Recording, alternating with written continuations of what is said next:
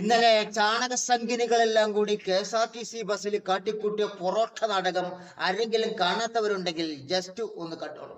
ഞങ്ങൾ വലിയ പ്രതിഷേധം. ഞങ്ങൾക്ക് നീതി ലഭിച്ചേ പറ്റൂ. ഒരു വാക്ക് പറഞ്ഞാൽ ആ വാക്ക് നടപ്പിലാക്കണം. തരാൻ പറ്റില്ലെന്ന് പറയാൻ പറ്റില്ല. നടത്തിയിരിക്കും. ഞങ്ങൾ മഹിളാ മോർച്ചയാണോ BJP മഹിളാ മോർച്ചയാണോ ഞങ്ങൾ നടത്തിയിരിക്കും.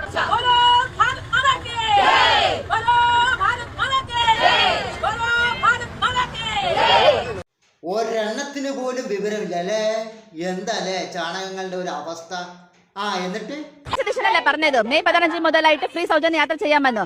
സതീശൻ പറഞ്ഞത് കൊണ്ടാണ് നമ്മൾ ഇന്ന് വന്നിട്ടുള്ളത്. ചാണകമേ സർക്കാർ അധികാരത്തിൽ വരാതെ എങ്ങനെയാണ് സൗജന്യ യാത്ര നടപ്പാക്കുക?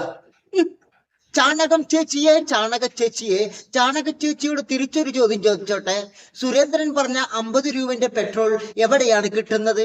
ഒന്ന് പറഞ്ഞു തരാമോ ചാണകമേ?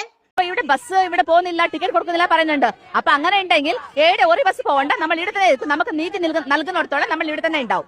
ഉച്ചയ്ക്ക് ചൂട് കൂടുമ്പോൾ തലയുടെ ഉച്ചയിൽ വെയിലടിക്കുമ്പോൾ ചാണക ചേച്ചി എണീറ്റ് പൊക്കോളും. അത് വലിയ കാര്യമാക്കണ്ട.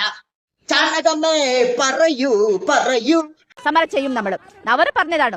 അവർ മെയ് 15 മുതലാണ് പറഞ്ഞിട്ടുള്ളത്. അല്ലെങ്കിൽ അവർക്ക് പറയാമായിരുന്നു ഞാൻ മുഖ്യമന്ത്രി ആയ ശേഷം അല്ലെങ്കിൽ നമ്മൾ ചാണക ചേച്ചി 12 കൊല്ലമായിട്ട് വിശ്വഗുരു പ്രധാനമന്ത്രിയായിട്ട് ഇരിക്കുന്നുണ്ടല്ലോ. 50 രൂപന്റെ പെട്രോൾ കിട്ടിയോ? 300 രൂപന്റെ ഗ്യാസ് കിട്ടിയോ?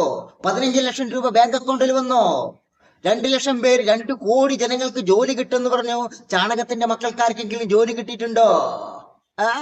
ഇനി ചാണകത്തിന്റെ അക്കൗണ്ടിൽ 15 ലക്ഷം രൂപ വന്നിട്ടുണ്ടെങ്കിൽ അത് വെച്ചൊരു കാറ് വാങ്ങിക്കോ, എന്നിട്ട് 50 രൂപന്റെ പെട്രോൾ അടിച്ചോ, എന്നിട്ട് യാത്ര ചെയ്തോ. പാവം പിടിച്ച KSRTC ബസ്സിൽ യാത്ര ചെയ്യുന്നവരെ ബുദ്ധിമുട്ടുണ്ടാക്കേണ്ട ആവശ്യമില്ലല്ലോ ചാണകമേ.